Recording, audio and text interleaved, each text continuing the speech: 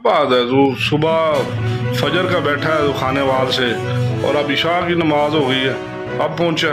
जी मैं बड़ी मुश्किल से वहाँ से पहुँचा।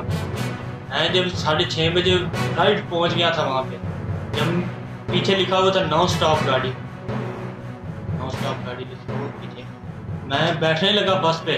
वो जल्दी आ छेती उन्हें क्या चल उतो टिकट कटा, छेती टिकट कटा। मैं जो टिकट कटा के गया ना अंदर, वेखे तो बस खाली। मैं जो ड्राइवर ही कोई नहीं, या मैं अंदर बढ़िया ना, ड्राइवर चाबी बंद करके बाहर निकल गया। मैं इस तरह बैठा, दूसरे बंदे नाल ही इदा नॉन स्टॉप गड्डी लिखी वही बंदा इस तरह उन्होंने कहने चल टिकट कटा। 3-4 घंटे गड्डी असा फुल की मसा ड्राइवर दे नाल मिल के। उस तो बाद जो फुल हुई गड्डी, अगले स्टॉप से जाके अद्धी बस खाली होगी, जी 30-40 फैमिली सी अद्धी बस खाली होगी। मैं हैरान परेशान। फिर मैं बैठा, फिर मैं उन्होंने किया वाईफाई पीछे लिखे हुए सी दस्तियाब। मैं उन्होंने किया वाईफाई ऑन करे, वो कहता तेन पता नहीं उत्थे जाके पैकेज लवा, नहीं तो मिलेगी दूसरा डिवाइस मिलेगी, वो ले ला उत्थे दुकान ते। मैं चुप करके बैठ गया। जब मियाँ चन्नू हम गुजरे ना, मैंने उसको ऐसे इशारा किया, वो कहना चुप चुप नॉन स्टॉप गड्डी है।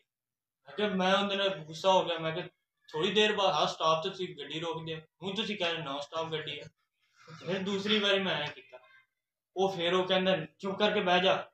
मैं हूँ तेरा गुस्सा हो गया। मैं तेन पता है हर स्टॉप तू गड्डी रोकदा, वादा घाटा हो गया, मेरी जिम्मेदारी कोई नहीं।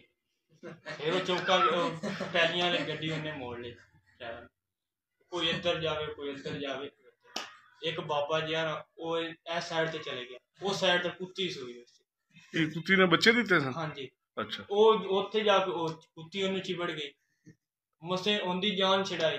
वो एक ना चंगा तकड़ा मैं उसको पैंट शर्ट कोट पा मैं सुता पिया सी नींद, मैं उठाया, मैं जा होया। वो नींद च गया आराम नाल जाके ना खोलने बटन कोट दे खोल के ना बैठ जो आया ना सारा गिला होके बैठा कि ओरे कोट दे बटन खोल दिते, कोट दे उन्हें बटन नींद च खोलते, वो सारा गिला हो गया। जो आया ना असा सलंसर दे अद्धा घंटा उन्होंने लाया, उन्होंने सुकान ते लाया अद्धा घंटे। वो जो वो सुका फिर अस बस मुश्किल ना बड़ी ना इत्थे पहुंचे। फिर सर जी एक सीट खाली सी, असी देखा एक सीट खाली सी। फिर बड़े हारन मारे सा ड्राइवर ने, कोई ना आया। फिर मैं ते एक कनैक्टर ते एक बंदा होर पैलियां दोबारा गया।